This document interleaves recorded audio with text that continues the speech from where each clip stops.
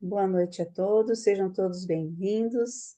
Hoje é a segunda aula sobre as religiões que o Neemias vai nos presentear. Muito obrigada, Neemias.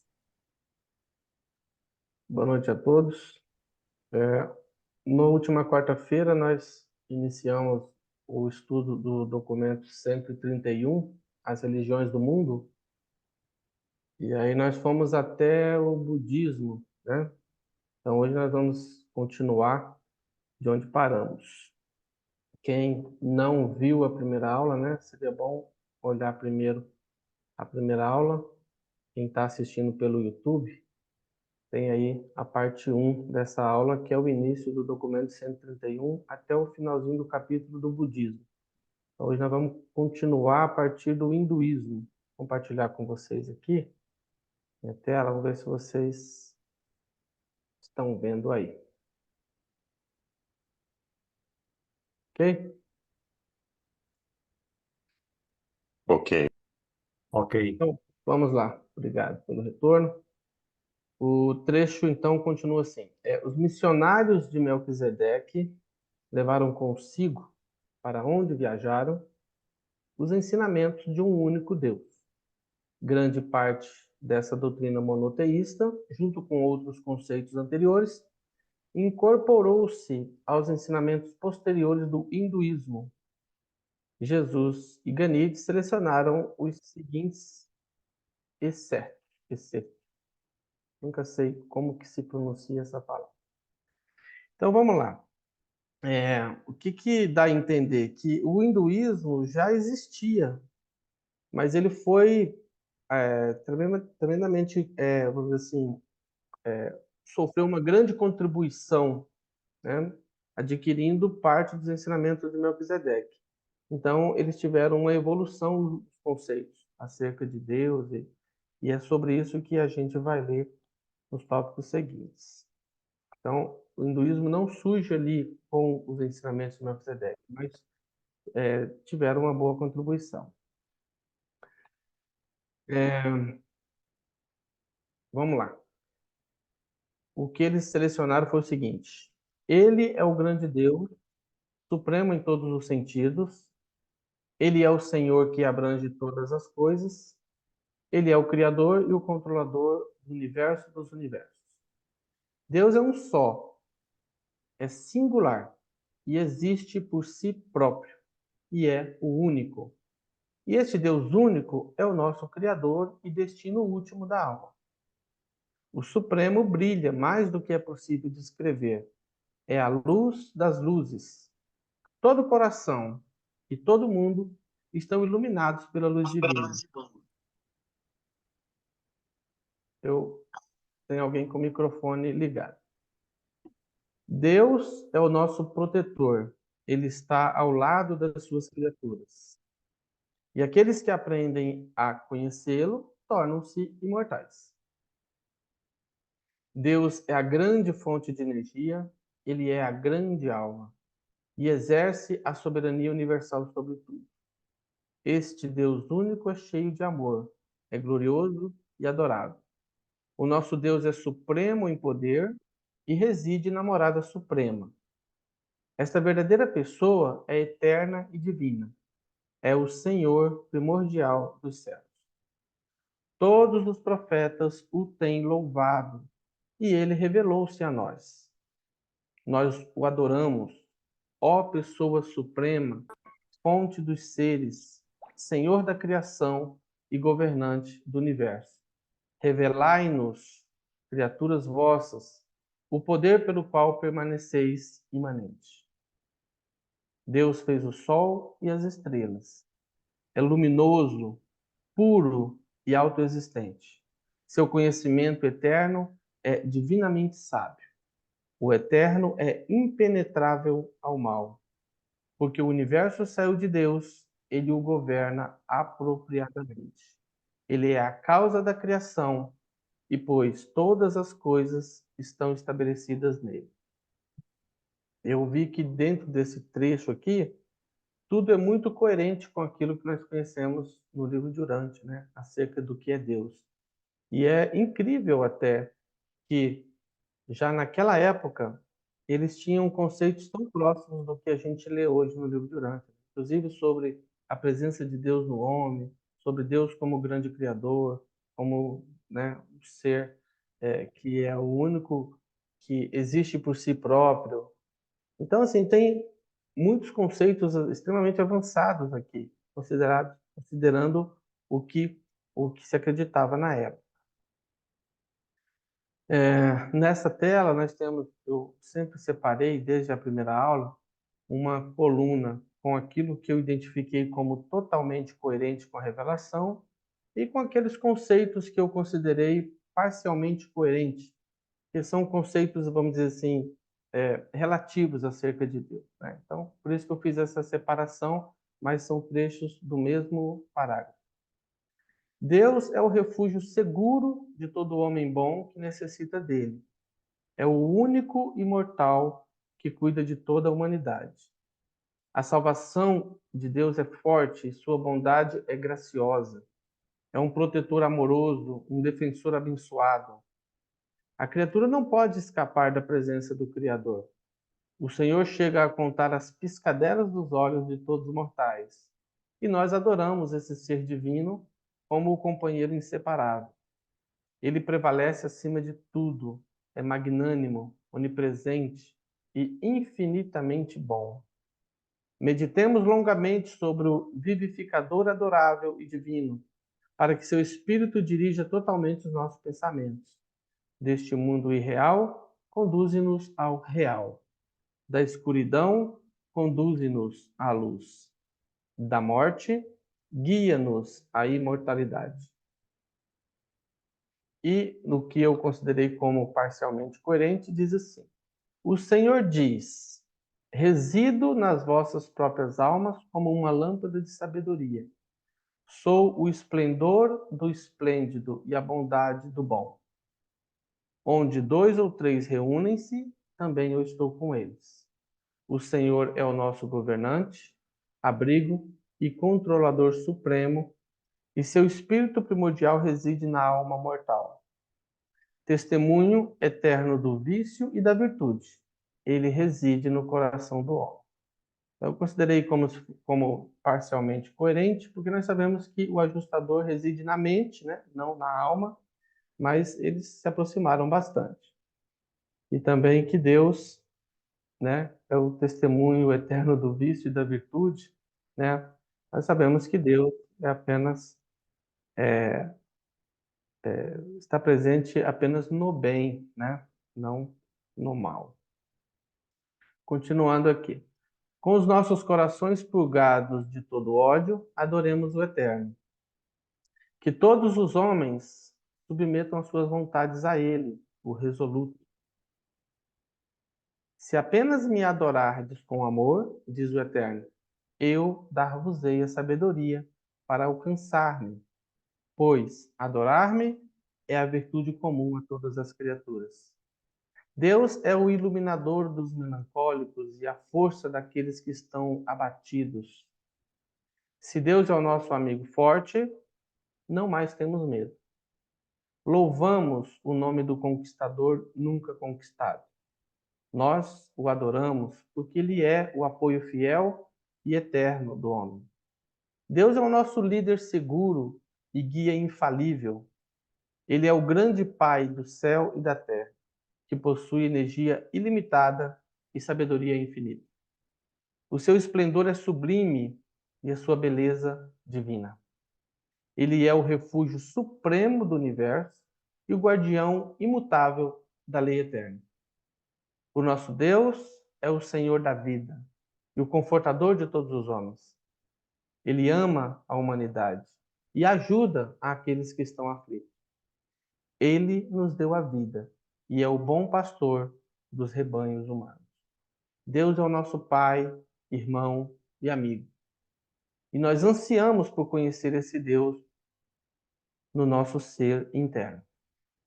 Então, totalmente coerente aqui com o que o livro fala, né, acerca de Deus, sua grandeza, inclusive sobre o ajustador, né? Então eu sempre, ao ler esses documentos, eu sempre fico espantado como é que eles tinham alcançado essas verdades de forma tão correta, né? Tão alinhadas com o que nós sabemos hoje. E isso é de uma época bem... Melquisedeque é de 1980 a.C., e o ensinamento dele ficou, seus mensageiros que saíram pelo mundo, né? Ficou muito bem registrado nessas religiões.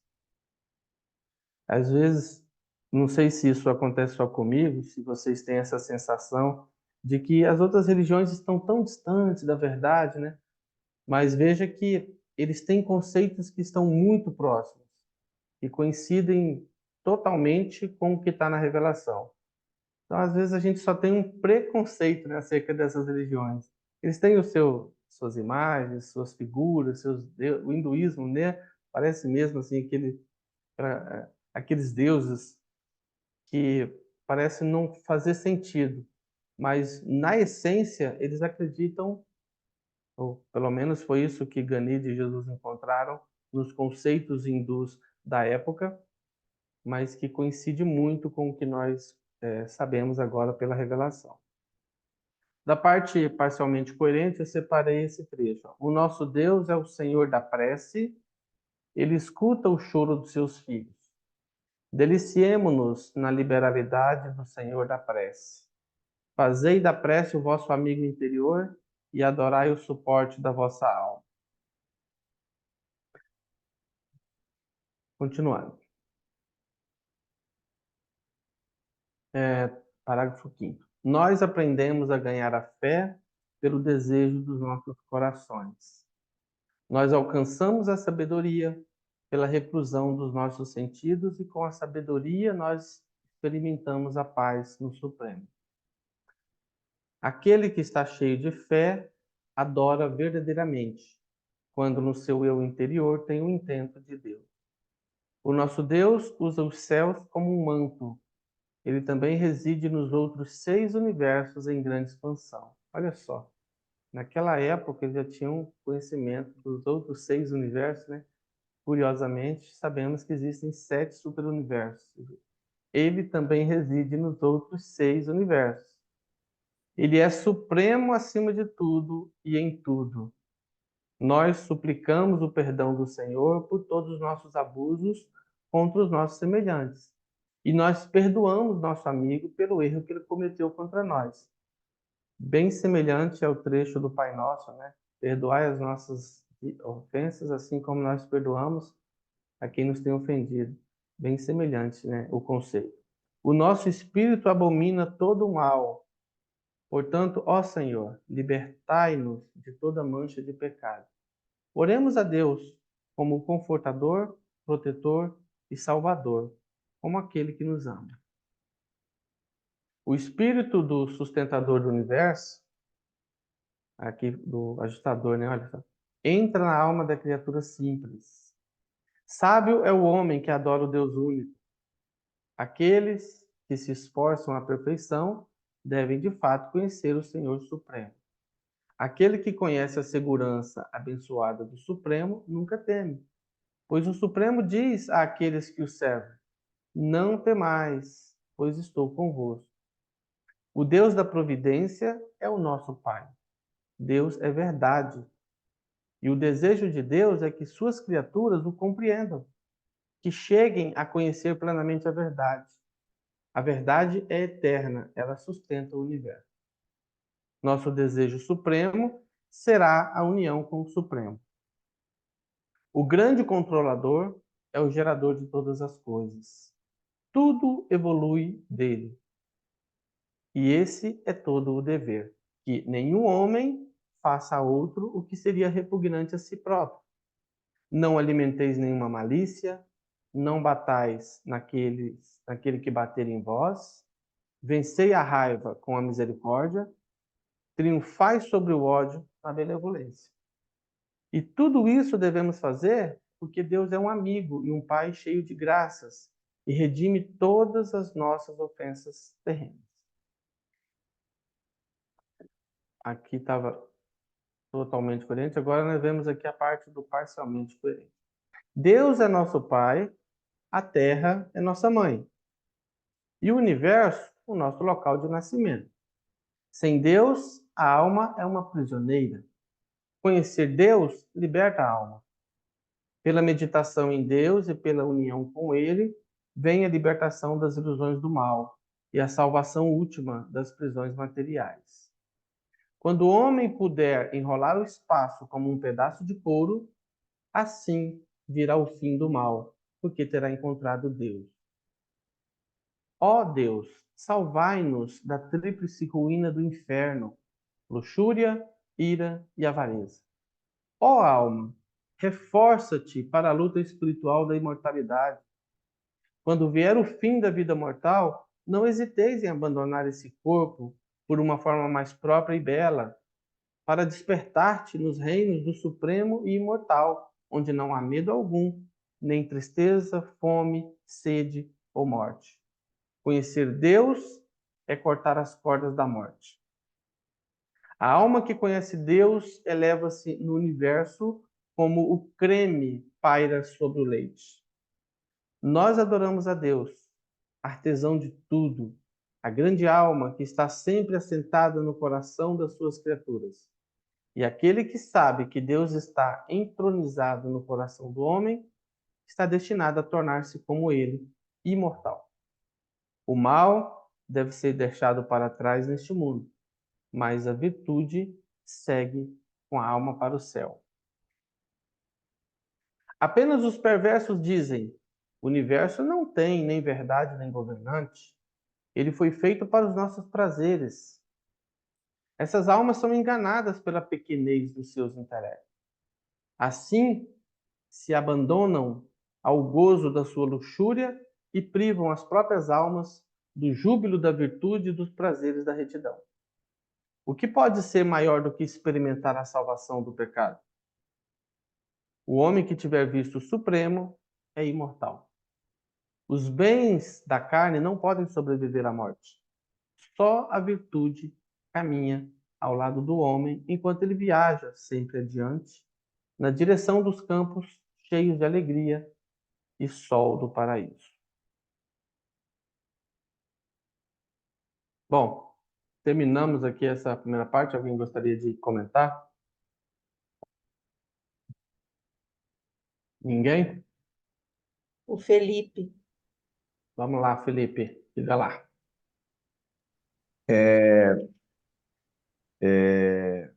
Bom, eu gostaria só de tecer algumas primeiras impressões que eu tive quando eu comecei a ler o livro de Urântia, né? E muito me chamou essa parte aqui, chamou atenção essa parte aqui, que quando ele fala sobre, pela meditação em Deus e pela união com Ele, vem a libertação das ilusões do mal e a salvação última das prisões materiais. Então, assim, em relação às primeiras meditações que eu tive, em consequência da leitura do livro, que eu não vou me ater às partes, né, que eu li sobre ele, mas algo que me chamou a atenção, que é a questão da futilidade de algumas coisas que a gente tem sobre essa breve passagem por essa vida que a gente passa, né? Então, pegando aquele conceito das reencarnações sucessivas, né? Eu entendi assim que uma das primeiras coisas que o livro de Urântia me trouxe, né? Que uma vez que a nossa caminhada ela é daqui em direção ao centro, né? Ravonna, Ilha do Paraíso, seria uma visão muito pequena da nossa parte valorizar certas coisas tão pequenas que a gente tem aqui nessa vida. Eu não vou me ater aos detalhes do que é, né? Mas assim, uma vez que todos aqui leram pelo menos um trecho, sobre essa meditação que ele fala nesse livro aqui, nessa parte do livro, eu gostaria de chamar muito a atenção. E isso, esse dar valor a outras coisas, nos remete a outro trecho que ele fala aqui. Sem Deus, a alma é prisioneira.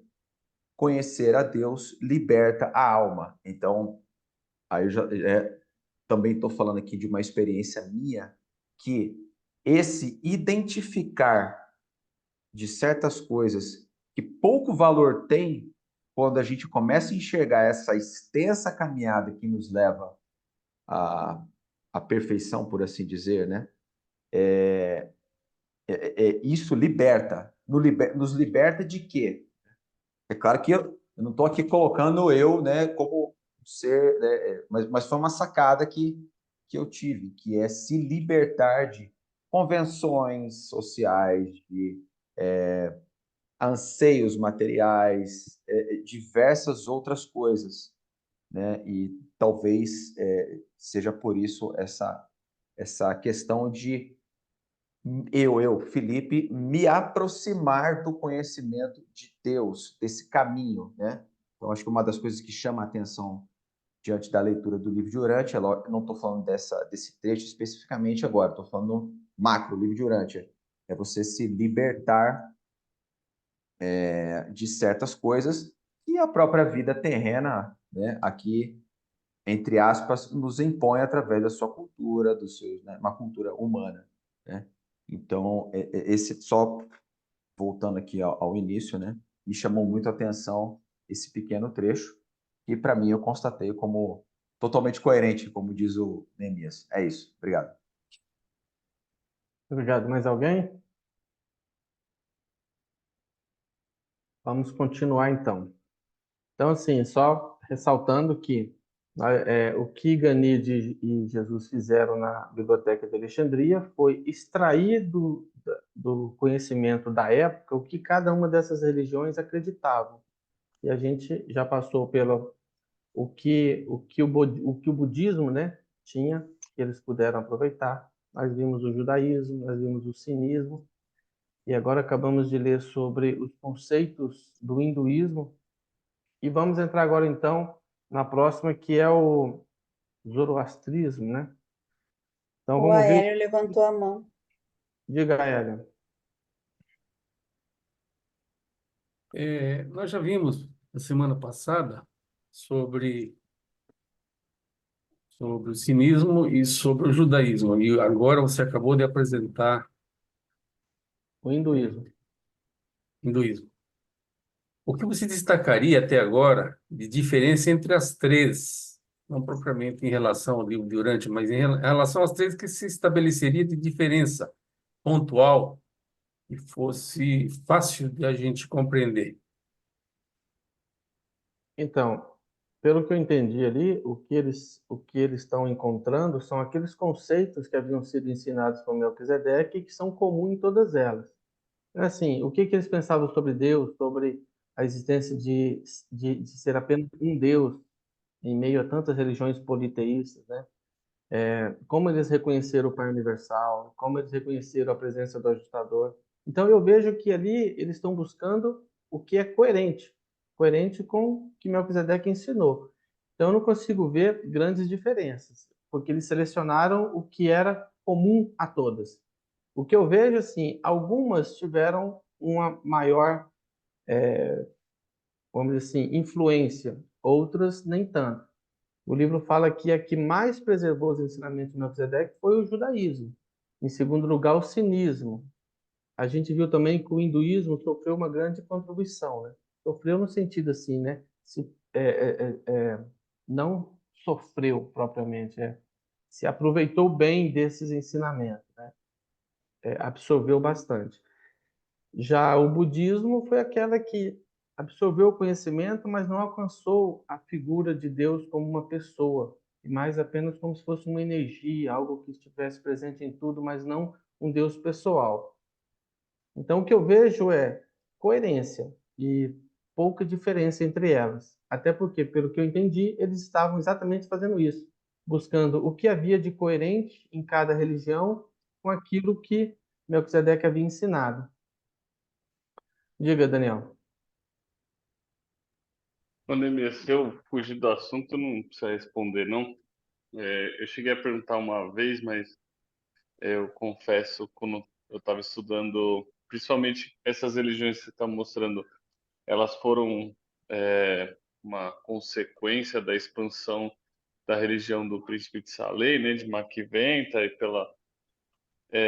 mas eu tenho um pouco de dúvida, assim, quando Maquiavelo escolheu Abraão para espalhar, de alguma forma, o monoteísmo e a religião, por que para ele fazia sentido a forma como Abraão fazia isso, né? Por meio de guerras, por meio de conquistas, né? Mas se fugir do assunto aí, não precisa responder, não. A gente Na falou verdade, por isso fora. não foi ensinado por Melquisedeque, né? Tanto que Abraão, quando declarou guerra aos 5 reis, Melquisedeque se posicionou contra. Ele aconselhou Abraão a não ir à guerra. Mesmo assim, Abraão foi e ele vence a guerra e depois ele traz e oferece 10% do espólio para Abraão como uma espécie de pedido de perdão, por assim dizer. Mas Melquisedeque não ensinou a Abraão que o método seria esse. Mas, assim, o ser humano tem os seus problemas, né? Seus defeitos. Abraão não era diferente.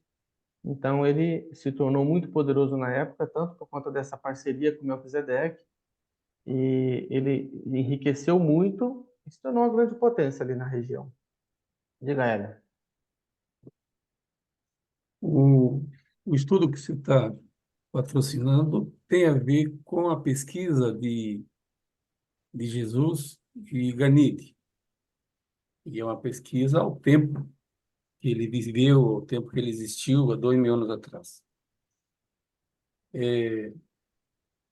Eu tenho uma curiosidade específica com relação ao judaísmo, específica com relação ao judaísmo, no seguinte sentido: o judaísmo do tempo de Jesus era ensinamentos de Moisés, que viveu ali alguns anos depois de Abraão e de Melquisedeque. Moisés é tido como o pai do judaísmo. Esse judaísmo sofreu deturpações tais em relação aos ensinamentos de, de Melquisedeque, isso ao tempo de Jesus. Mas já se passaram 2.000 anos desde que Jesus esteve conosco. O judaísmo dos dias atuais, até onde você conseguiu pesquisar, é o mesmo do tempo de Jesus? Eu não abrangi o estudo nesse sentido, né? Eu fiz apenas um trabalho baseado no documento. Eu não sei dizer o que mudou no judaísmo de lá para cá, né? Então, eu não vou saber te responder isso aí. Mas eu, particularmente, acredito que tudo muda com o passar do tempo. O próprio judaísmo muda. Eu entendo que hoje o judaísmo seja diferente, por uma questão de lógica. Assim como o budismo de hoje é diferente daquele que Ganide pesquisou, todas essas religiões mudaram com o passar do tempo, né? Certamente. O cristianismo de hoje não é o que Jesus ensinou. Assim, naturalmente que com o passar do tempo tudo muda. Eu entendo que o judaísmo também mudou. Mas vamos retomar aqui, porque o nosso tempo voa e eu ainda tenho muita coisa para falar. Vamos para o próximo. O zoroastrismo. Zoroastro esteve ele próprio em contato direto com os descendentes dos primeiros missionários da doutrina de Melquisedeque. Queria pedir que o pessoal desligasse o microfone, por gentileza. Então, assim, ele não teve contato direto com Melquisedeque e nem mesmo com os missionários, mas ele teve contato com os descendentes desses missionários, né? E a sua doutrina do Deus único tornou-se um ensinamento central na religião que ele fundou na Pérsia. À época, o judaísmo, à parte o judaísmo, nenhuma religião daquela época continha um teor tão alto dos ensinamentos de Salém. Dos registros dessa religião, Ganide retirou as seguintes citações. Cadê? Não quer pular. Diz assim: mais uma vez eu tenho aqui a minha coluna do totalmente coerente com o parcialmente coerente. Diz assim, ó, todas as coisas vêm do Deus único e pertencem a Ele. Onisciente, bom, justo, santo, resplandecente e glorioso. Esse nosso Deus é a fonte de toda a luminosidade. Ele é o Criador, o Deus de todos os propósitos e o protetor da justiça do universo. O curso sábio da vida é agir em consonância com o Espírito da verdade. Deus a tudo vê, e ele percebe tanto os feitos errados dos maus, quanto as boas obras dos justos. O seu toque é o toque da cura. O Senhor é o benfeitor todo-poderoso.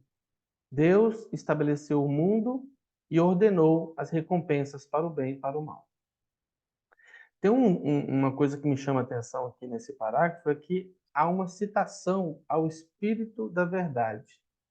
E eu não entendo totalmente qual era o sentido desse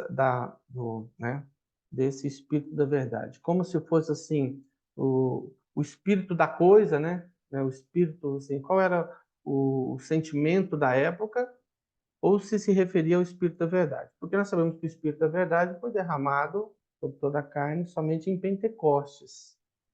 Então, não está se referindo naturalmente ao Espírito do Filho Criador do universo, o Espírito de Micael, que veio para cá e que nós o chamamos de Espírito da Verdade. Mas mesmo antes disso, né, havia no conceito, né, dessa religião que o sábio, né, uma vida sábia, seria viver em consonância com o Espírito da Verdade. Mas não sei dizer se é uma referência um ser celestial como o Espírito da Verdade, né, o Espírito de Micael, ou se era só como a gente diz, por exemplo, Espírito Santo, né? Chama de Espírito Santo quando a gente se refere à ministra divina. Então, aqui, curiosamente, nesse trecho, já menciona o Espírito da Verdade, mesmo que essa realidade, esse circuito espiritual do Filho Criador só veio em Pentecostes. Continuando aqui. O nosso Deus observa todas as coisas com um olho reluzente. Deus estende a sua mão benéfica tanto para o justo quanto para o perverso. O Deus onisciente prometeu imortalidade às almas pias, que pensam com pureza e agem com justiça. E o que desejardes sobre todas as coisas, assim será. A luz do sol é como a sabedoria para aqueles que discernem Deus no universo.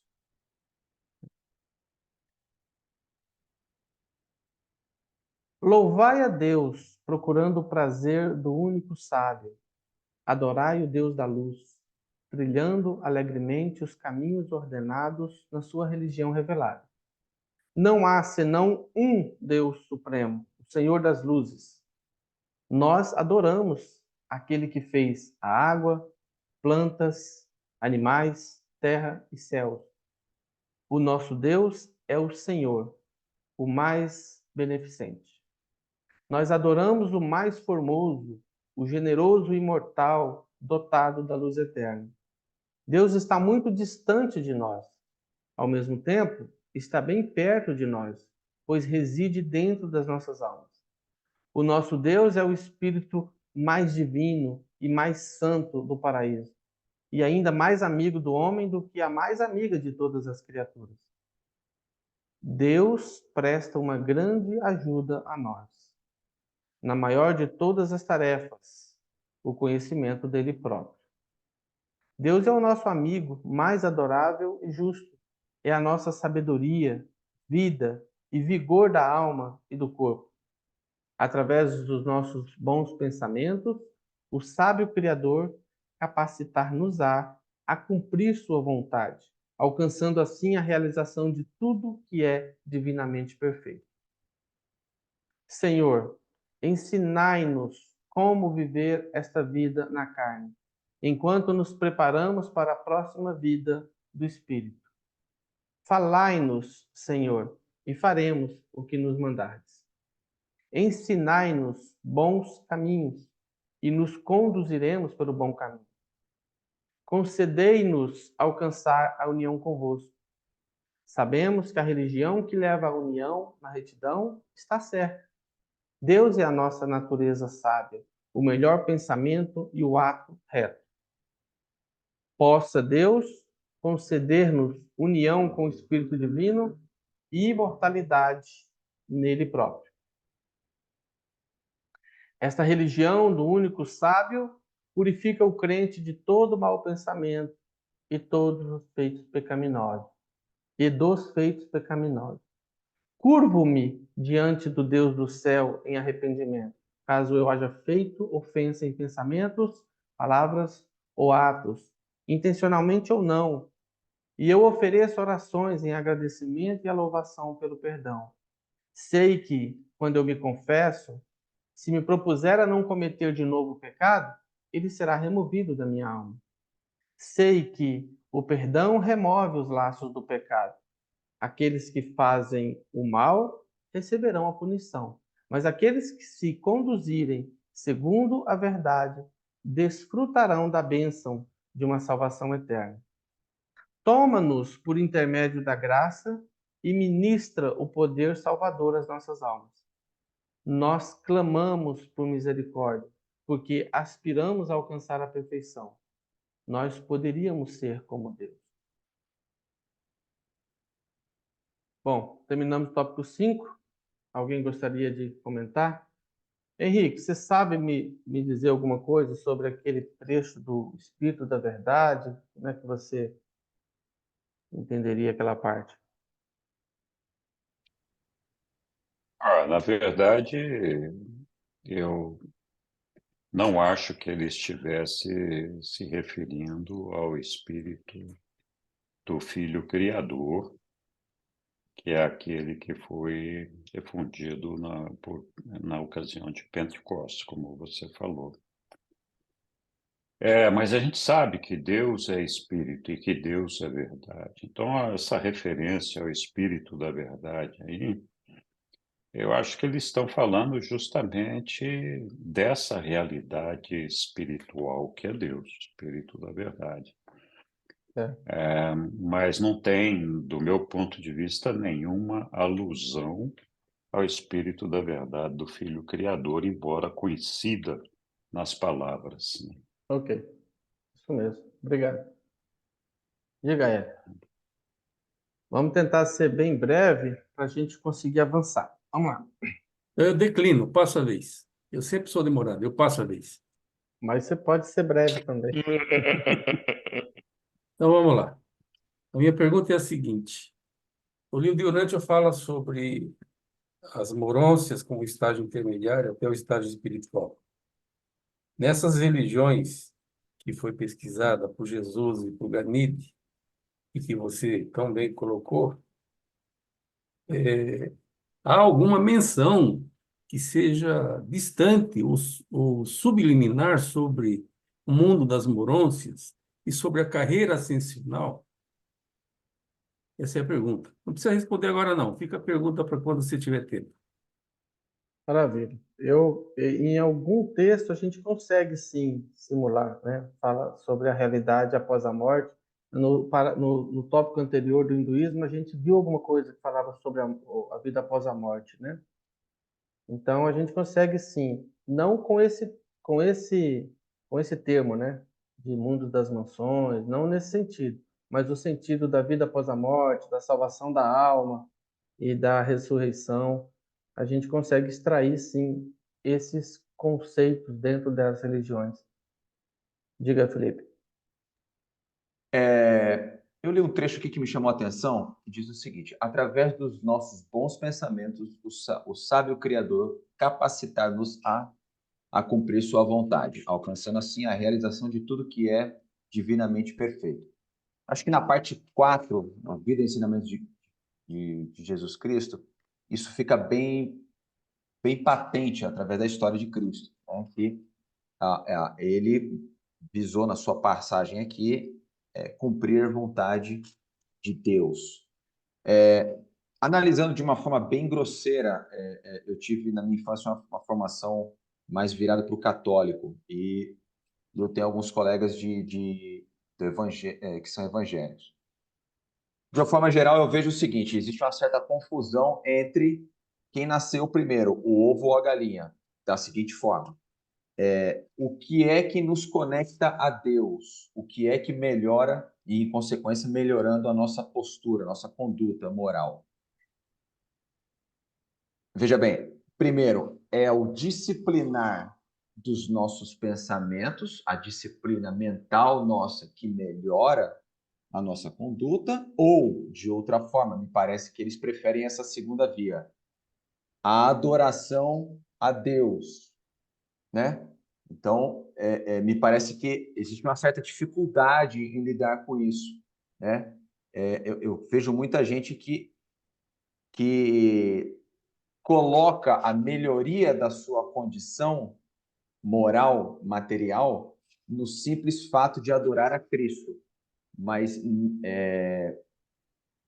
vendo aqui, e eu concordo com isso, que o que te coloca na realização daquilo que é perfeitamente divino é o seu esforço e o seu livre-arbítrio, né, de disciplinar os seus pensamentos, né, e se colocar no caminho da perfeição. Tentei ser o mais breve que eu pude.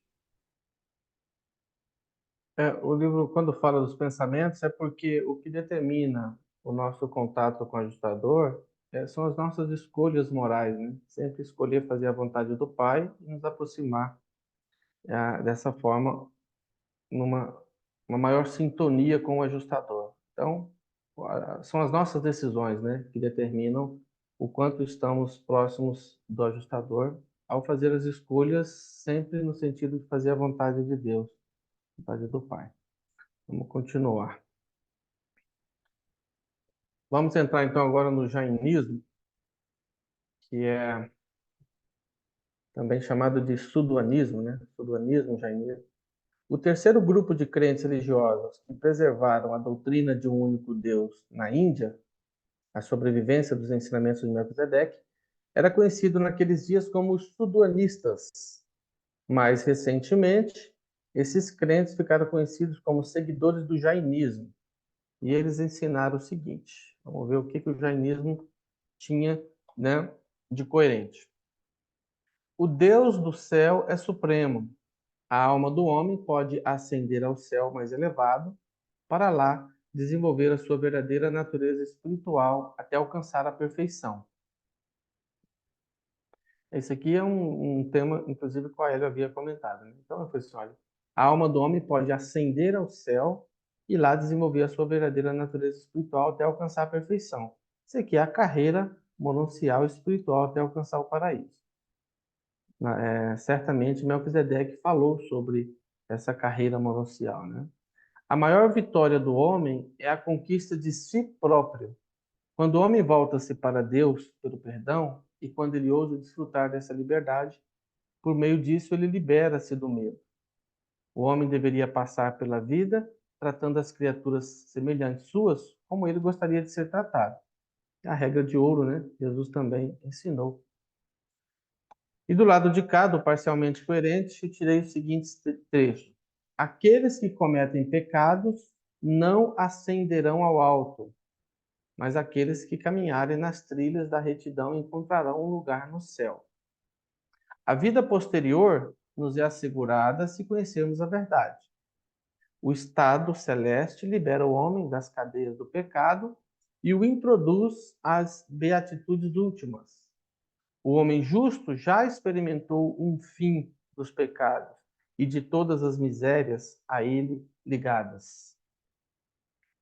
O ego é o inimigo invencível do homem e manifesta-se nas 4 maiores paixões do homem: a ira, o orgulho, a mentira e a cobiça.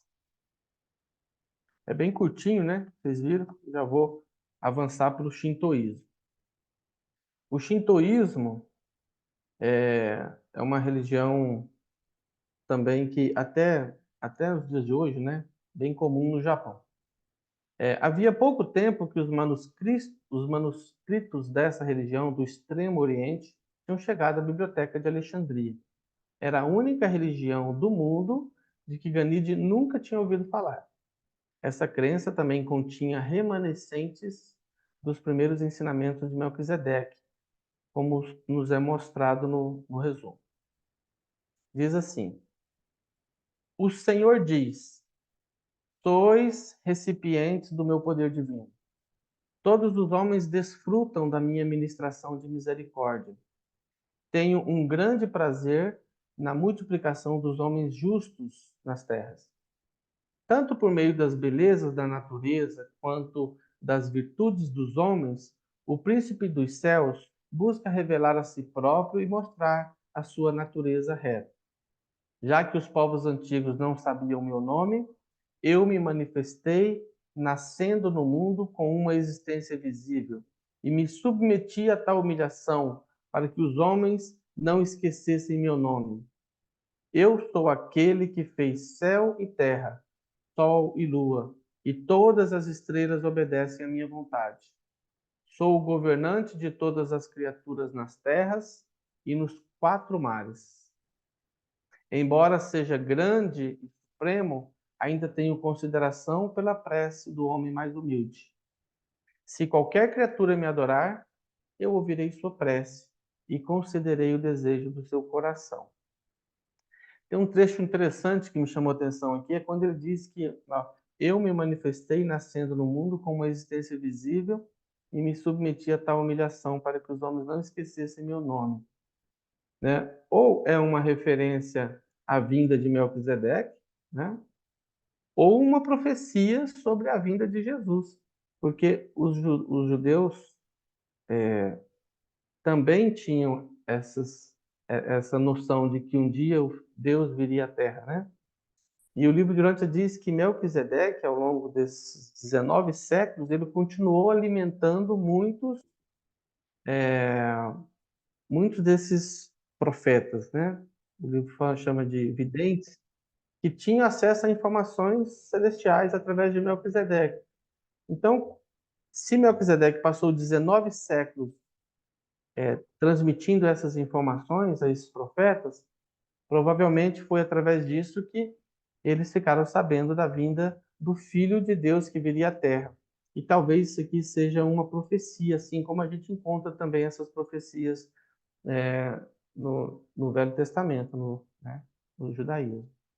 Então é o que eu entendo desse trecho aqui, quando diz: eu me manifestei nascendo no mundo com uma existência visível e me submeti a tal humilhação para que os homens não esquecessem meu nome. Tem todo sentido se a gente entender que seja uma profecia acerca da vinda de Jesus. E Jesus, que estava ali com Ganide fazendo essa seleção, né, não deixou passar essa parte. Talvez Ganide até deixasse passar, né? Mas eu entendo que Jesus deve ter contribuído ali nesse trabalho. Continuando, toda vez que o homem dá lugar à ansiedade, ele fica um passo mais longe de deixar o Espírito governar o seu coração. O orgulho esconde Deus. Se vós quiserdes obter a ajuda celeste, ponde o orgulho de lado. Cada traço do orgulho oblitera a luz salvadora, como se fosse uma grande nuvem. Se vós não tendes a retidão dentro de vós, inútil é orar àquele que está do lado de fora. Se escuto vossas preces, é porque vindes a mim com um coração limpo, livre de falsidade e de hipocrisia, com uma alma que reflete a verdade como um espelho. Se quiserdes ganhar a imortalidade, abandonai o mundo e vinde a mim. O próximo é o taoísmo. Terminando essa parte aqui, a gente faz um intervalo. Nós estamos com o nosso tempo já bem avançado. O taoísmo, né, foi uma religião que veio de Lao Tse, né? Não me engano. Os mensageiros de Melquisedeque penetraram bem a fundo na China, e a doutrina de um único Deus tornou-se uma parte dos primeiros ensinamentos de várias religiões chinesas. A que perdurou por mais tempo, que continha a maior parte da verdade monoteísta, foi o taoísmo, e Ganide reuniu o seguinte dos ensinamentos do seu fundador. Diz assim: quão puro e tranquilo é o único supremo, e ainda quão forte e poderoso, profundo e insondável. Esse Deus do céu é o honrado ancestral de todas as coisas. Esse ser maravilhoso existia antes que existissem os céus e a terra. Ele é verdadeiramente espiritual. Ele permanece único e não muda. Esse grande ser distribui-se aos homens e assim capacita-os a elevarem-se e a sobreviverem. Mesmo se alguém não tem, senão poucos conhecimentos, ainda assim pode andar nos caminhos do Supremo, pode conformar-se à vontade do céu. Se vós conheceis o Eterno, sois esclarecidos e sábios. Se não conheceis o Eterno, então a ignorância manifesta-se em vós como um mal, e desse modo surgem as paixões do pecado. Ele, de fato, é a mãe do mundo e toda a criação move-se em torno dele. Todas as boas obras do verdadeiro serviço vêm do Supremo. Todas as coisas dependem da grande fonte para viver. O grande Supremo nada exige para conceder a dádiva da sua outorga. Ele é supremo em poder e ainda assim permanece escondido dos nossos olhares. Ele transmuta incessantemente os seus atributos ao aperfeiçoar as suas criaturas.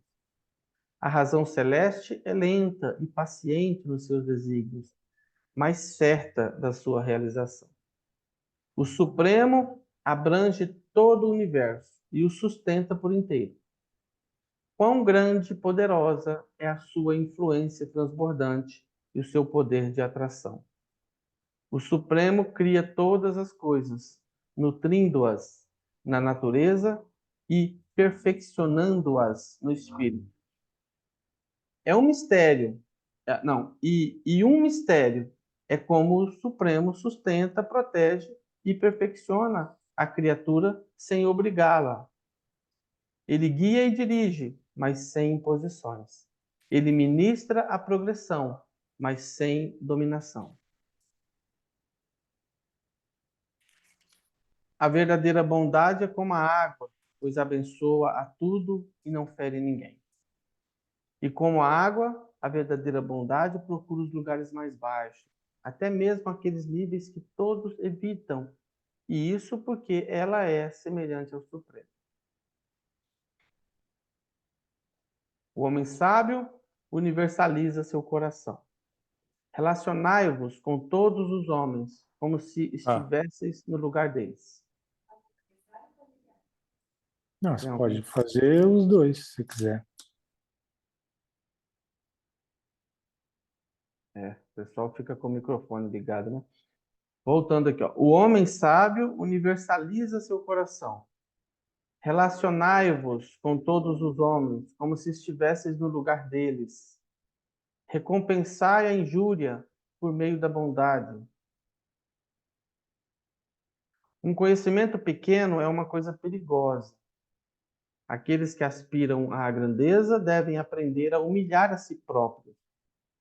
Na criação, o Supremo tornou-se mãe do mundo. Conhecer a própria mãe é reconhecer a própria filiação. Aquele que considera todas as partes do ponto de vista do todo é um homem sábio. Se amardes as pessoas, elas aproximar-se-ão de vós, e não tereis nenhuma dificuldade em ganhá-las.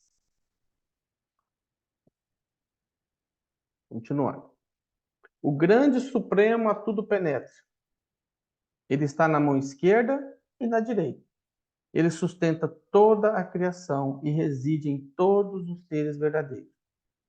Vós não podeis achar o Supremo, nem podeis ir a um lugar onde ele não esteja.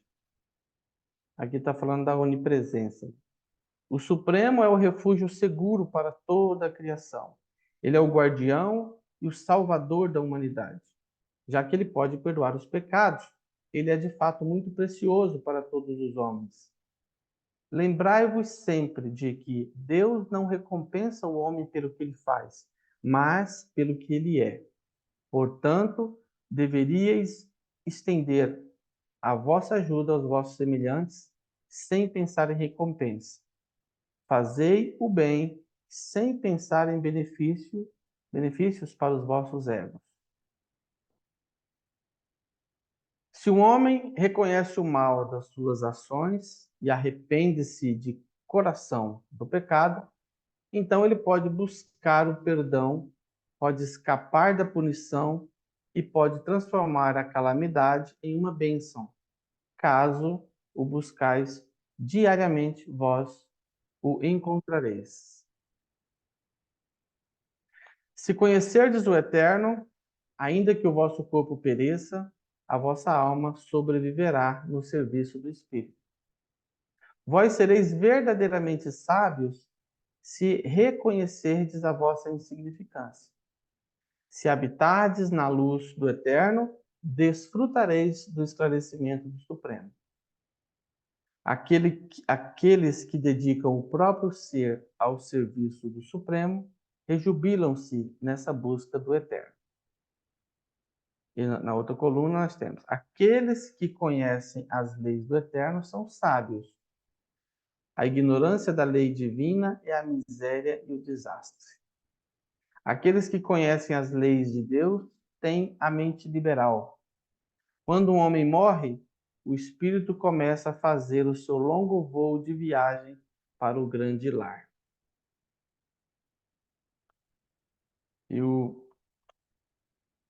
Vamos fazer um intervalo aqui. Alguém gostaria de fazer um comentário?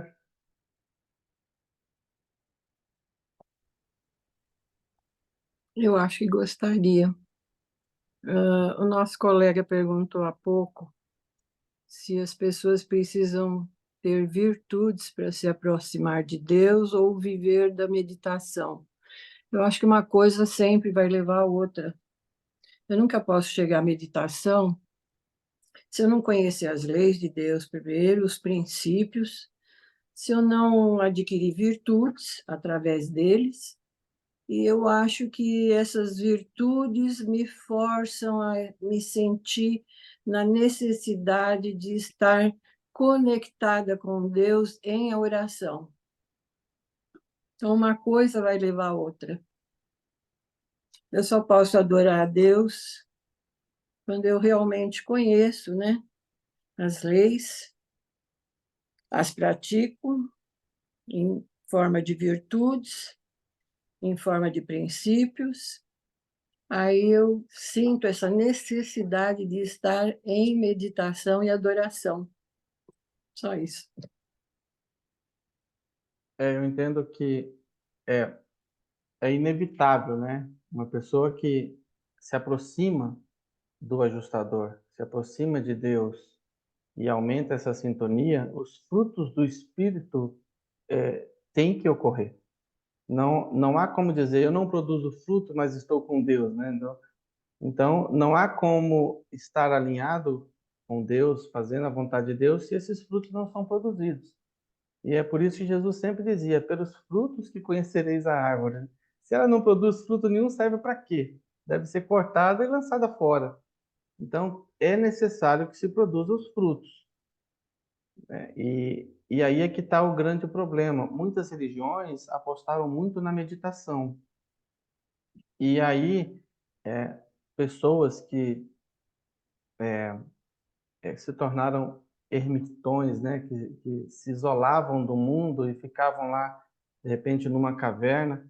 O livro de Urântia fala do grande perigo disso, que é o que ele chama de jejum espiritual.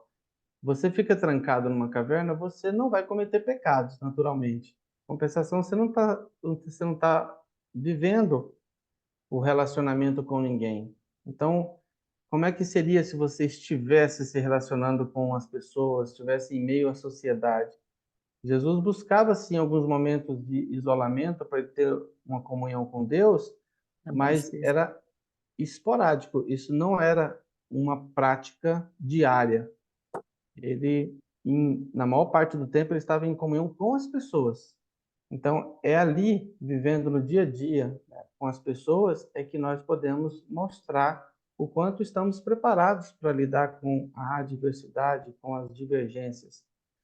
E a pessoa totalmente isolada, ela realmente não vai cometer nenhum pecado, porque ela nunca é colocada à prova, ela nunca se relaciona, ela nunca vive os problemas da vida, os problemas do dia a dia. Então, nós temos que saber essa Fala-se muito, né, sobre a meditação. A meditação deve ser apenas uma ferramenta para que a gente possa recarregar as energias, assim como a oração, né, a adoração. Mas eu costumo dar o exemplo do carro, né? O carro não foi feito para ficar num posto de gasolina se abastecendo. Ele passa ali para se abastecer e vai cumprir a sua função, que é andar por aí. O ser humano, ele deve buscar repor suas energias na meditação, na oração. Mas ele não foi feito para isso. Isso é um momento em que você vai se reabastecer para que você saia por aí cumprindo a sua missão de viver em irmandade, né? Viver em sociedade. É assim que eu penso. O próprio exemplo da transfiguração, a gente vê isso também, porque no momento que, acho que foi Pedro, né? Tiago e João, que estavam junto a Jesus, eu Sim. acho que foi Pedro, queria fazer, né, as tendas Vamos para fazer eles ficarem né? lá no bem bom. Aí Jesus fala, nada disso, vamos descer a montanha para continuar o trabalho e tentar, né, levar essa evangelização e salvação para a humanidade. É isso mesmo. Continuemos então. Vamos entrar agora no confucionismo. Até mesmo a religião que menos reconhecia Deus, dentre as grandes religiões do mundo, aceitou o monoteísmo dos missionários de Melquisedeque e dos seus sucessores persistentes. O sumário que Ganide fez do confucionismo foi: vamos lá. A verdade é real e divina. Grande, bastante grande, é o único Deus que governa o homem do alto. Reconhecemos, ó Deus, potentado mais alto e soberano, que o julgamento é vosso e que toda misericórdia vem do coração divino. E do lado de cá do parcialmente coerente, eu trouxe o seguinte: o que o céu aponta não contém erro. Tudo se origina no céu, e o grande céu não comete erros. O céu destacou muitos subordinados para ajudarem na instrução e elevação das criaturas inferiores. Deus é majestático em poder e temível em seu juízo. Mas esse grande Deus conferiu um senso de moral até mesmo a muitos povos inferiores. A abundância do céu nunca cessa. A benevolência é o dom mais precioso que o céu dá aos homens. O céu conferiu sua nobreza à alma do homem. As virtudes do homem são fruto desse dom de nobreza do céu. O grande céu a tudo discerne e fica com o homem em todas as suas ações. E fazemos bem quando chamamos o grande céu de nosso pai e nossa mãe. Se formos assim, servos dos nossos ancestrais divinos, então podemos fazer uma prece confiante ao céu. Em todos os tempos e para todas as coisas, devemos temer a majestade do céu. Deus está conosco e por isso não temos medo nos nossos corações. Se Deus está comigo, eu determinei não manter dúvida alguma no meu coração. A fé deve estar muito perto da verdade das coisas. E não sei como um homem pode viver sem boa fé. O bem e o mal não acontecem aos homens sem uma causa. Quando vos achardes no mal, não hesiteis em confessar vossos erros e ser rápidos em emendar. Se há alguma virtude em mim, esta é a manifestação do céu que reside em mim. Mas o céu dentro de mim, muitas vezes, exige duramente da minha fé. De acordo com o seu propósito, o céu lida com a alma do homem.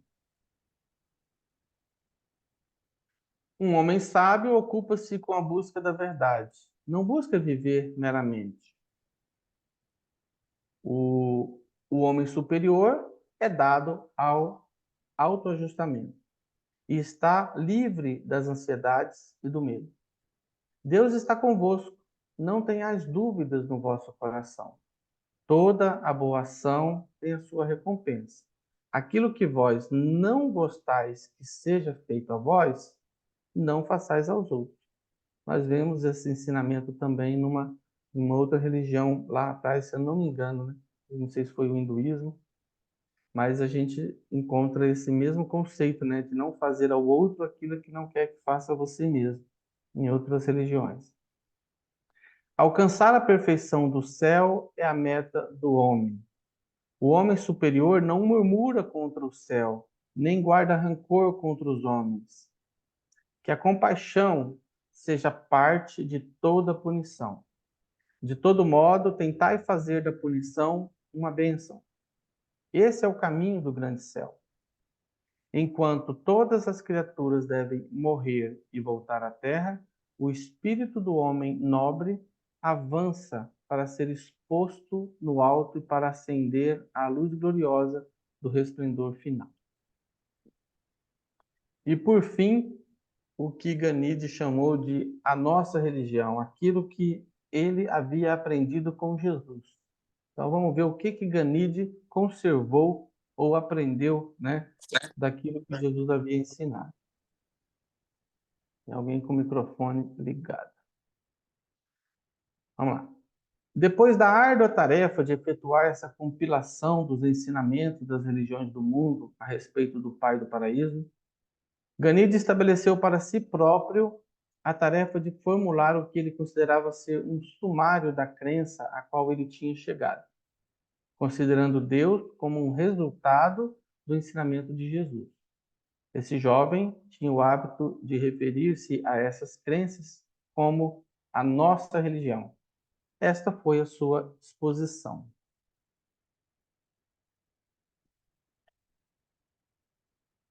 O Senhor nosso Deus é um Senhor único, e vós deverias amá-lo com toda a vossa mente e coração, fazendo o melhor para amardes a todos os seus filhos como amais a vós próprios. Esse Deus é o nosso Pai Celeste, em quem todas as coisas consistem e que reside por intermédio do seu Espírito em todas as almas humanas sinceras. E nós, que somos filhos de Deus, deveríamos aprender a entregar a Ele a guarda das nossas almas, como Criador fiel que é. Vale uma ressalva aqui. Interessante que Ganide, aqui ele diz assim, né? Que Deus reside por intermédio do seu Espírito, né? O agitador do pensamento, em todas as almas humanas sinceras. Nós sabemos que depois de Pentecostes, os ajustadores passaram a vir a todas as mentes, né? Mentes normais, que têm capacidade de tomar decisões.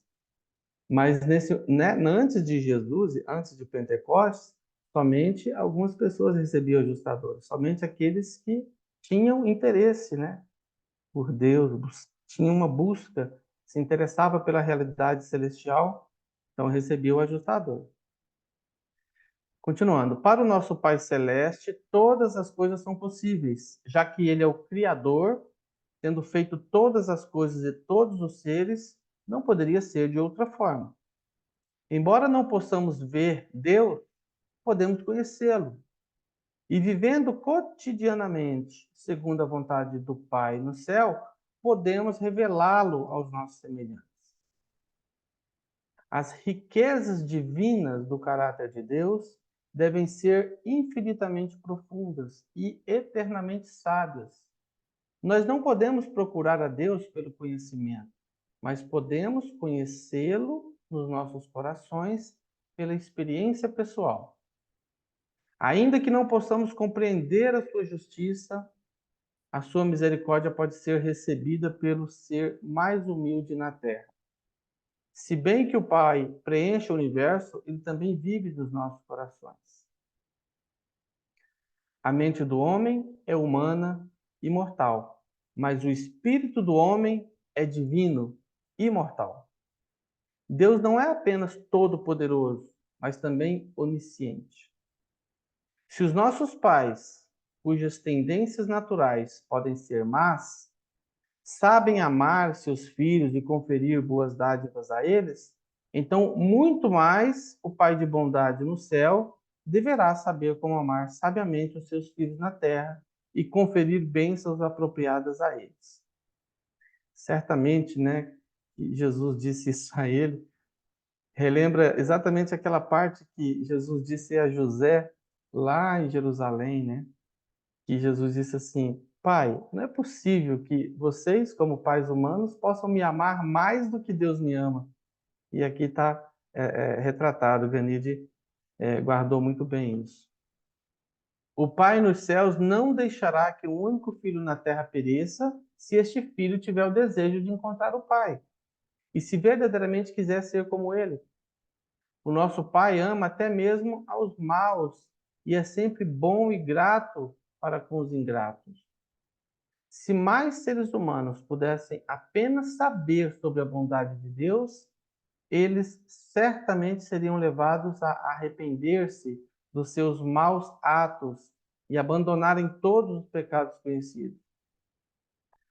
Todas as coisas boas vêm do Pai da luz, em quem não há variabilidade nem sombra de inconstância. O Espírito do verdadeiro Deus está no coração do homem. Ele faz com que todos os homens sejam irmãos. Quando os homens começam a sentir-se buscando a Deus, isso é uma evidência de que Deus os encontrou e de que eles estão à procura de conhecimento sobre ele. Vivemos de Deus e Deus nos reside. Não mais me sentirei satisfeito de acreditar que Deus é o Pai de todo o meu povo. Doravante, eu acreditarei que Ele é também o meu Pai. Sempre tentarei adorar a Deus com a ajuda do Espírito da Verdade, que é a minha ajuda quando me houver transformado realmente em um ser conhecedor de Deus. Mas antes de tudo, vou praticar a adoração a Deus, aprendendo como cumprir a vontade de Deus na terra. Isto é, farei o melhor de mim para tratar a cada um dos meus semelhantes mortais exatamente como eu acho que Deus gostaria que fossem tratados. E quando vivemos essa espécie de vida na carne, podemos pedir muitas coisas a Deus, e Ele nos concederá o desejo dos nossos corações para que estejamos mais bem preparados para servir aos nossos irmãos.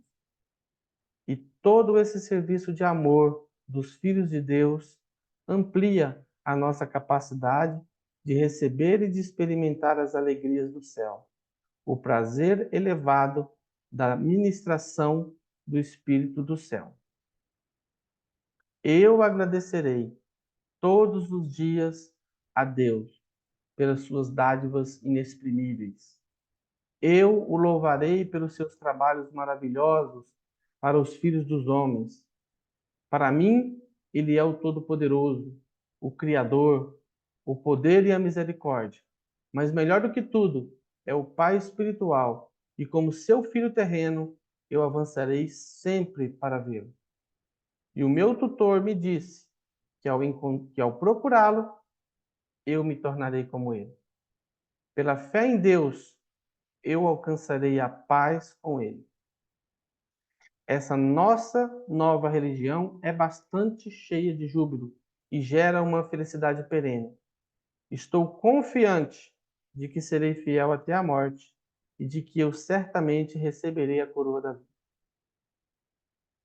Estou aprendendo a colocar todas as coisas à prova e aderir ao que é bom. Farei ao meu semelhante o que gostaria que fosse feito a mim.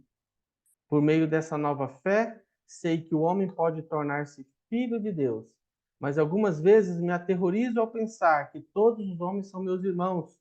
Mas isso deve ser verdade. Não vejo como posso rejubilar com a paternidade de Deus enquanto recusar a aceitar a irmandade dos homens. Todo aquele que chamar pelo nome do Senhor será salvo. Se isso é verdadeiro, então todos os homens devem ser meus irmãos. Doravante, eu farei as minhas ações para o bem em silêncio, e também orarei mais quando estiver a sós. E não julgarei para que não seja injusto para com os meus irmãos. Aprenderei a amar os meus inimigos. Não tenho ainda essa prática sobre a mestria de um controle verdadeiro, a prática de ser como Deus. Embora eu veja Deus nessas outras religiões, encontro Deus na nossa religião como sendo mais belo, mais cheio de amor, mais misericordioso, mais pessoal e positivo. Mas, mais do que tudo, esse grande e glorioso ser é o meu Pai espiritual. Eu sou seu filho, e de nenhum outro modo, a não ser pelo meu desejo honesto de ser como ele, eu irei finalmente encontrá-lo e eternamente servir a ele. Pois afinal, tenho uma religião com um Deus maravilhoso e um Deus de salvação eterna. Bom, concluímos então. Esse é o documento 131, né? Alguém gostaria de fazer algum comentário sobre ele? Esse último tópico é muito bonito, né? A gente vê como Ganide alcançou a essência mesmo dos ensinamentos de Jesus e é emocionante a forma como ele coloca isso.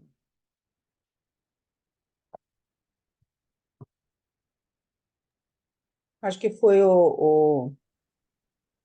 um discípulo, né? Vamos dizer bem assim, que entendeu aquilo que Jesus expôs, né? Que A mais entendeu, paternidade de certamente. Deus, né? A fraternidade, ser filho de Deus. Nossa, e tinha 17 anos. É a humildade, né, de um garoto de ouvir o seu mestre, né? Ouvir. O que talvez mais dificultava entre os discípulos era alguns eram até mais velhos que Jesus e talvez não tivessem essa humildade de se despojar de tudo que sabia ou que acreditava saber para dar ouvidos ao que Jesus estava dizendo. Eles estavam sempre tentando mesclar aquilo que Jesus dizia com aquilo que eles já sabiam. E isso é muito comum nos dias atuais, as pessoas conhecerem o livro Durante e ficarem tentando também mesclar o conhecimento que tinha antes, tentando apenas pegar aquilo que faz sentido para ele, né, e tentar moldar a revelação aos seus conceitos. E foi muito o que aconteceu na época de Jesus. E Ganide foi diferente, porque Ganide se dispôs a ouvir mesmo o que Jesus fez. Ele falou assim: olha, mesmo que eu não entenda muita coisa, eu aceito o que ele está falando. Deve ser verdade o que ele está dizendo. Então é o exemplo de humildade em aceitar.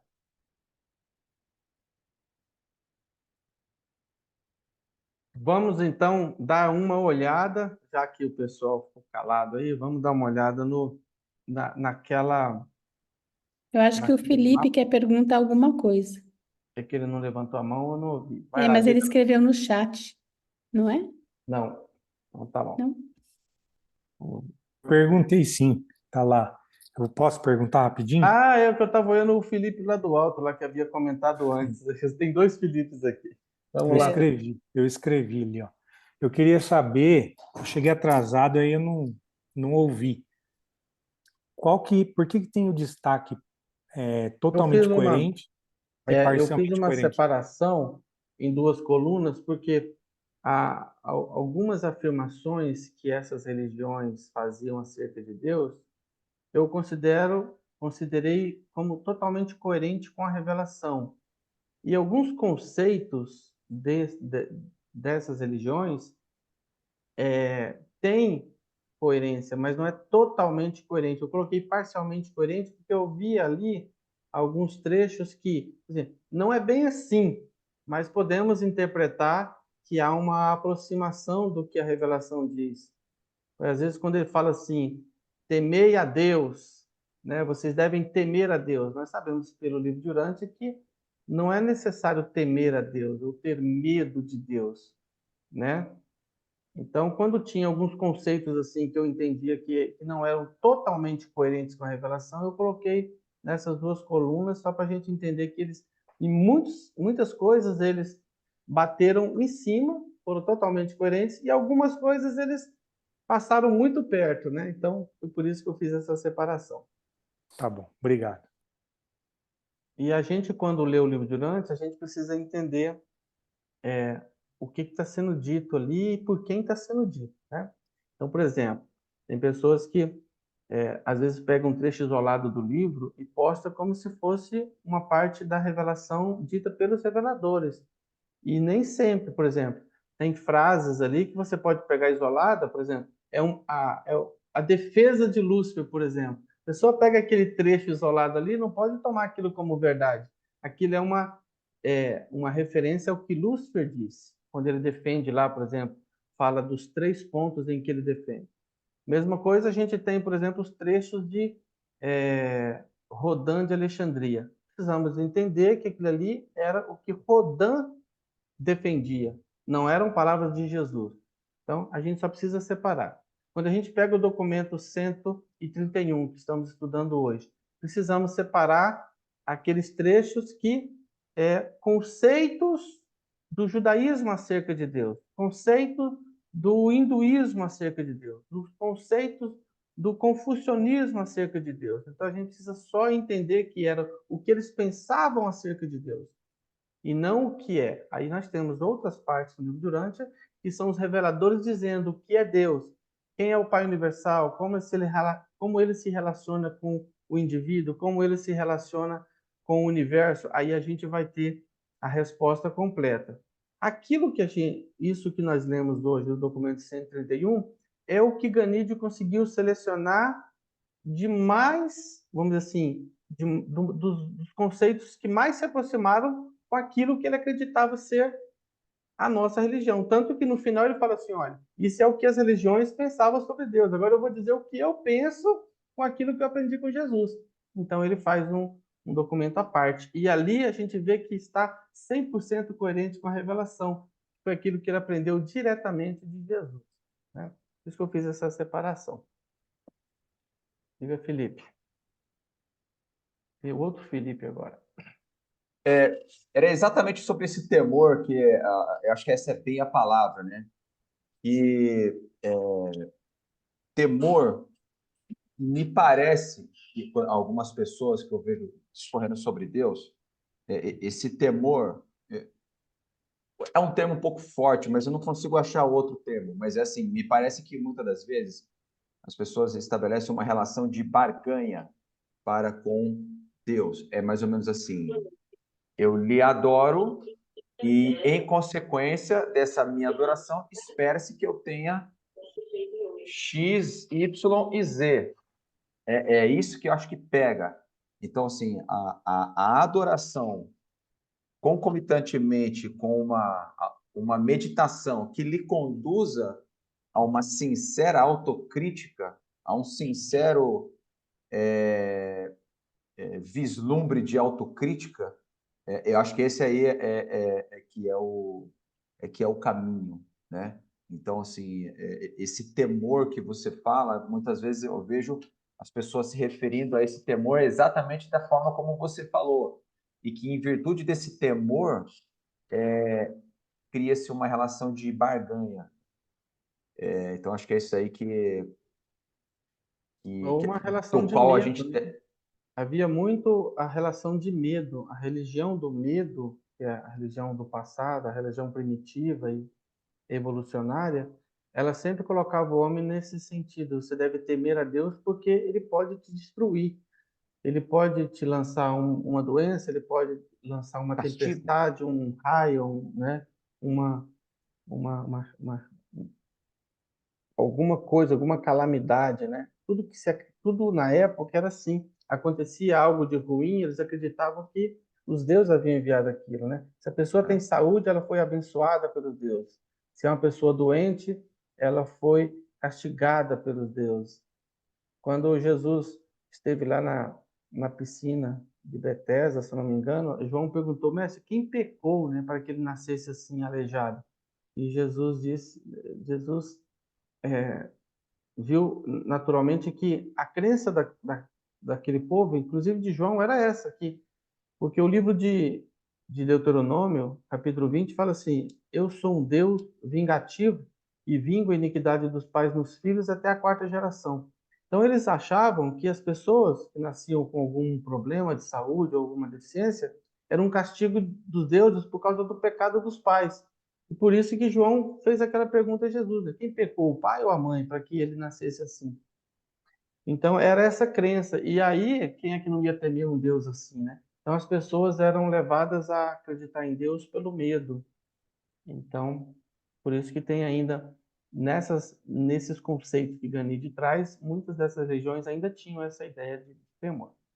Agora, só o Aélio, ele perguntou a você, Neemias, sobre mudanças no judaísmo daquela época para hoje. Salvo o melhor juízo, uma mudança que eu acho que aconteceu é o abandono do sacrifício de animais que tinha naquela época e hoje, salvo engano, não tem a prática do sacrifício de animais, né? Muito Que bem lembrado. também remete à cultura da barganha para com Deus, né? Que tinha naquela época, né? Não sou um profundo estudioso, mas me parece que o sacrifício de animais não tem mais hoje. Então, teve uma pergunta do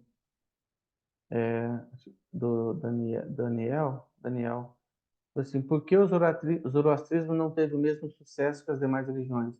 Eu entendo que os reveladores, os mensageiros de Melquisedeque, eles fizeram todo o seu esforço para contribuir com esse conhecimento avançado, essa religião revelada.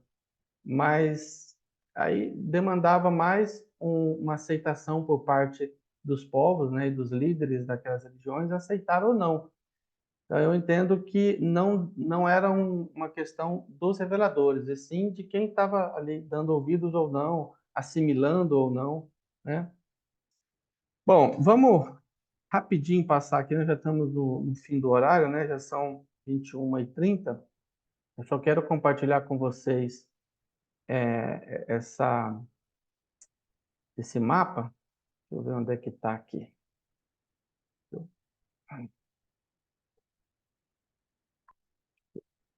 Tenho que mudar aqui, só um minutinho. Aqui, vamos lá.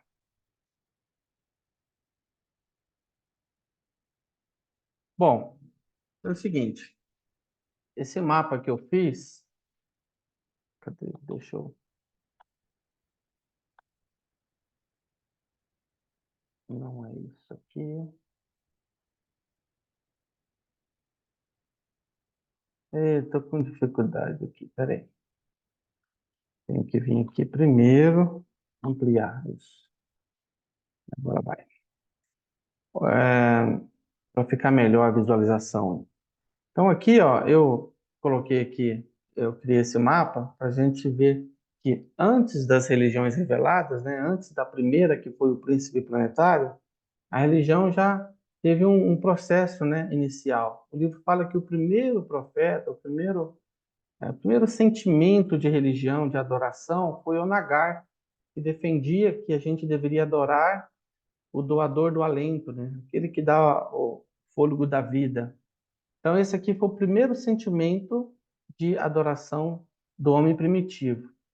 Aí surgem várias religiões primitivas, né? O homem chegou a adorar animais, já adorou pedras e montanhas, plantas e árvores.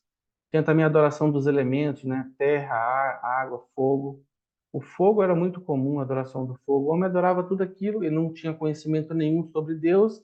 Não havia acontecido ainda nenhuma revelação aqui. Foi antes do príncipe, da chegada do príncipe. Então, o homem adorava aquilo que ele julgava ser algo de poder, né?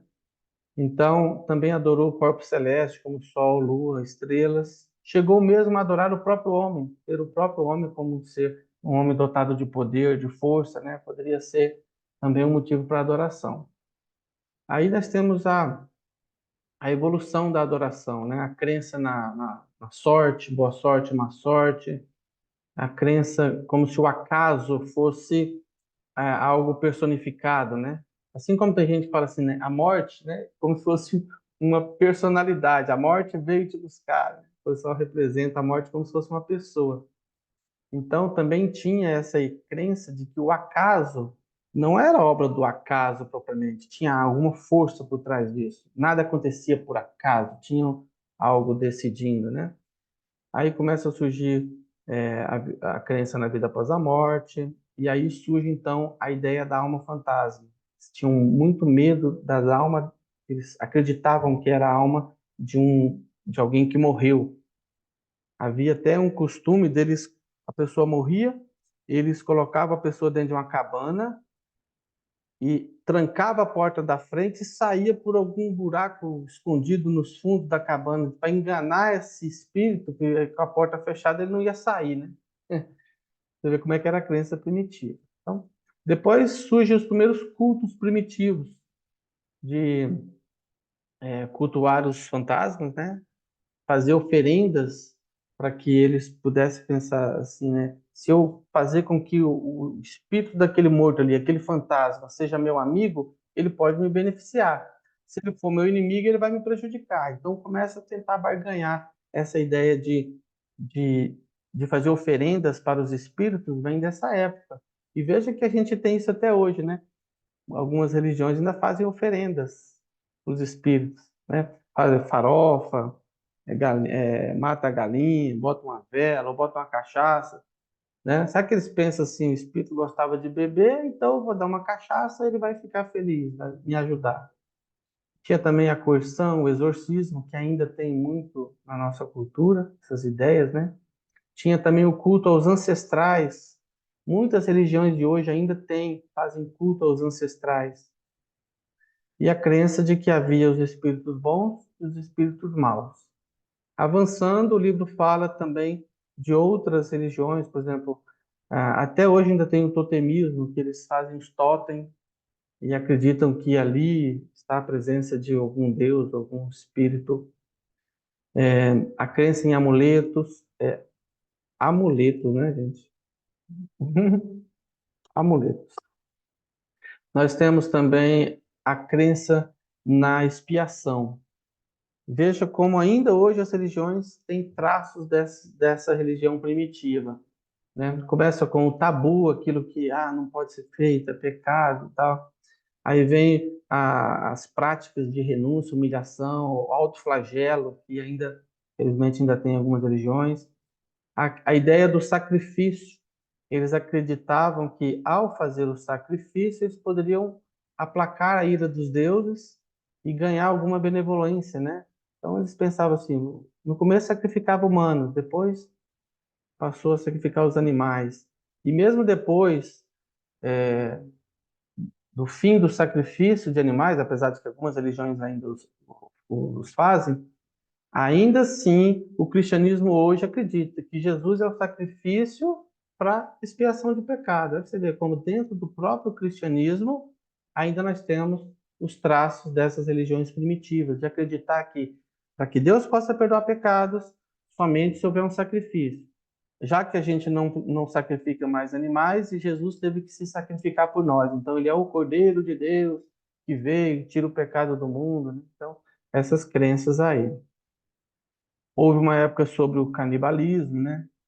Acreditava que se ele comesse a carne da pessoa, ele ia absorver o poder dessa pessoa, conhecimento ou alguma coisa, né? Crenças em redenção, alianças, sacramentos, tudo isso é dessa época. Surgiu também o xamanismo, né? A figura dos curandeiros, dos sacerdotes, os rituais, que ainda é muito comum entre tribos indígenas. Bom, e aí nós temos então a primeira revelação, que veio com o príncipe planetário. Nós temos ali a construção da cidade planetária, da Lamátia, as 10 escolas, e ali começou a ensinar os homens. Foi o primeiro, né, entre essas escolas, tinha a escola da religião, que ensinava sobre Deus, e ali o homem então passa a ter, pela primeira vez, acesso a uma religião revelada. Depois da queda do príncipe planetário, o que sobrou aqui foi Van e Amadon, que manteve essa religião, né, até a vinda de Adão e Eva. Nesse período, entre o príncipe Adão e Eva, nós temos a figura de Mansante, que foi um grande líder religioso, que falou sobre a veneração da grande luz. Bom, depois do príncipe planetário, a próxima revelação de época foi Adão e Eva, e o conhecimento de Adão e Eva foi perpetuado através dos sacerdotes setitas, que manteve essa religião, né, e se espalhou por aquela região lá. Depois disso, nós tivemos a vinda de Melquisedeque, que deu origem, inclusive, através de Melquisedeque, a essas religiões que a gente leu hoje, mas teve também, entre os missionários de Melquisedeque, a figura de Amenemope e Iknaton, ali no Egito.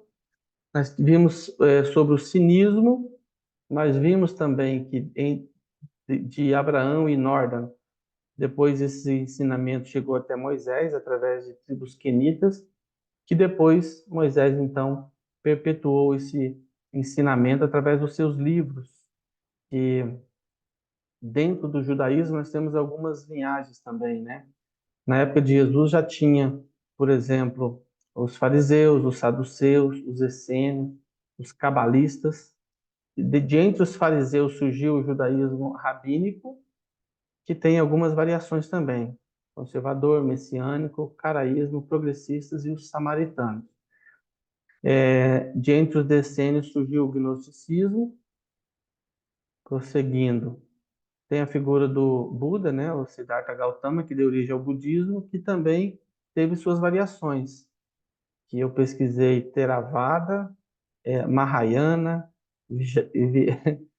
Vajrayana, Butsudo, que deu origem aos, aqui bom, vocês viram aí no gráfico algumas variações do budismo.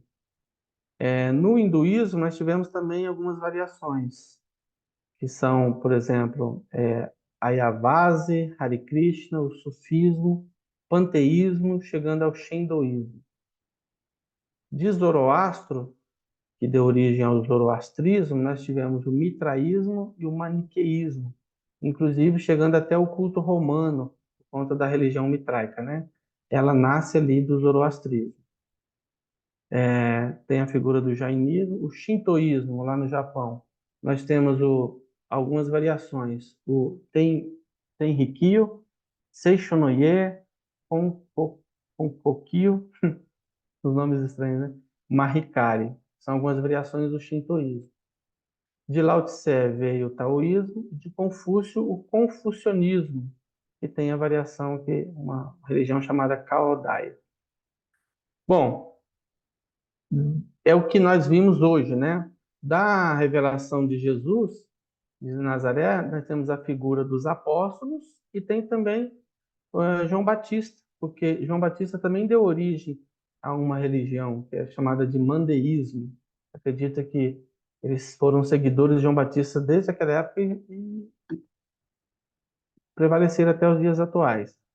Dentre os apóstolos, nós tivemos algumas linhas, né, filosóficas. O paulicianismo, o marcionismo, aí surgiu o cristianismo, o universalismo e o cristianismo judeu, uma mistura de judaísmo com cristianismo, né? Foram ebionitas, nazarenos e milenaristas. Já aqui do universalismo, nós tivemos, por exemplo, a figura do Joseph Smith, que sai dessa religião universalista aqui, e que deu origem ao mormonismo, né? Já aqui no cristianismo, nós temos a Igreja Católica, que desse catolicismo aqui surge muita coisa.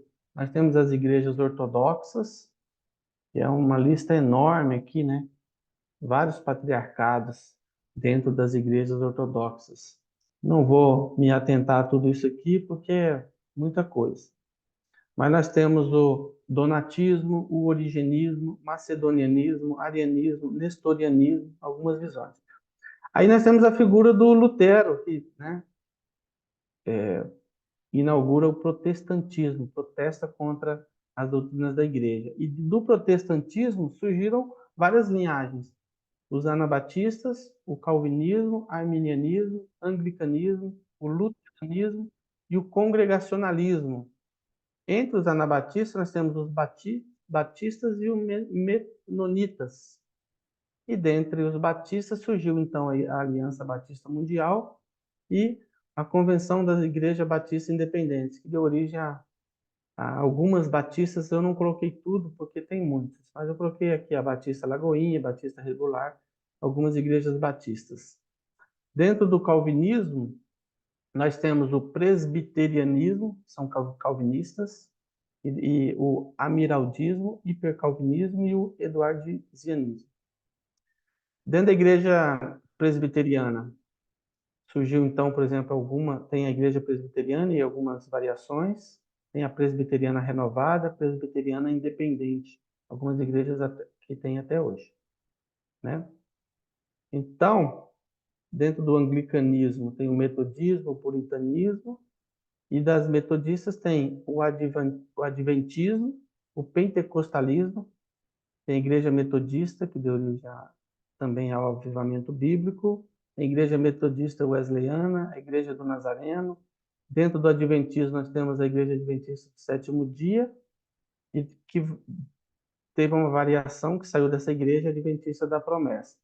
Dentro do pentecostalismo, a gente tem várias igrejas, né, pentecostais. Tem o neopentecostalismo, tem o pentecostalismo reformado, tem o deuteropentecostalismo, que a gente vai ter várias variações. Né? Neopentecostalismo tem a Universal do Reino de Deus, Internacional da Graça, Mundial do Poder de Deus, Sara Nossa Terra, Igreja do Verbo, Igreja Renascer.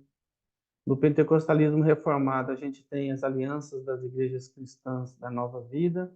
Deuteropentecostalismo tem a Igreja Maranata. Tem as igrejas quadrangular, né? Do Evangelho Quadrangular, que deu origem ao Brasil para Cristo. Temos as Assembleias de Deus, que daí tem uma variação enorme. Tem a Igreja Deus e Amor, Casa da Bênção, Igreja Unida, Igreja Videira, Igreja de Deus. São as maiores igrejas aí que nós temos. Dentro do luteranismo, nós temos algumas variações. A própria Igreja Luterana, mas tem mais esses dois aqui, os Quakers e o Pietismo. E dentro das igrejas congregacionais, temos a Congregação Cristã, a União das Igrejas Evangélicas Congregacionais e Igreja Cristã Evangélica. Bom, nós vimos aí algumas variações, não tem tudo, porque é um mar de igrejas e religiões, mas eu tentei abordar de forma rápida. Do livro de Urântia, nós temos, então, alguns movimentos, a própria Fundação Urântia, que surgiu dos ensinamentos do Urântia, né? A Urântia Internacional, Associação Internacional, a Fraternidade Urântia e outras iniciativas. Nós temos, por exemplo, aqui as associações né, de vários locais, vários continentes. Temos na África, Malau, Senegal e Zâmbia, são associações locais. Na Ásia, nós temos na Coreia do Sul, na América Central, o México, na América do Norte, Estados Unidos e Canadá. Na América do Sul, temos Argentina, Brasil, Chile, Colômbia e Peru. E na Europa, Alemanha, Bélgica, Espanha, Estônia, Finlândia, França, Grã-Bretanha, Irlanda, Países Baixos, Suécia e Ucrânia. E na Oceania, Austrália e Nova Zelândia. Além disso, o movimento Urântia tem outras iniciativas, né, de trabalhos, como o ELUV, Enciclopédia Urântia, Escola Urântia, Spark Circles, Turfbook, Universidade, Urântiapédia. Então, são algumas iniciativas que derivam da quinta revelação de época, que é a Fundação Urântia, que é o livro de Urântia. Nós temos ainda as religiões mescladas, as raciais, por exemplo. Surgiram grandes líderes dentro das raças, né? Onamonalonton, na raça vermelha, Oxunta, na raça alaranjada, Singlanton, na raça amarela, Fantade, na raça verde, Orlandoff, na azul, e Orvonon, na raça índigo, que também foram grandes profetas da sua época. Dentro do animismo, nós temos o xamanismo nativo-americano, que deu origem ao Santo Daime.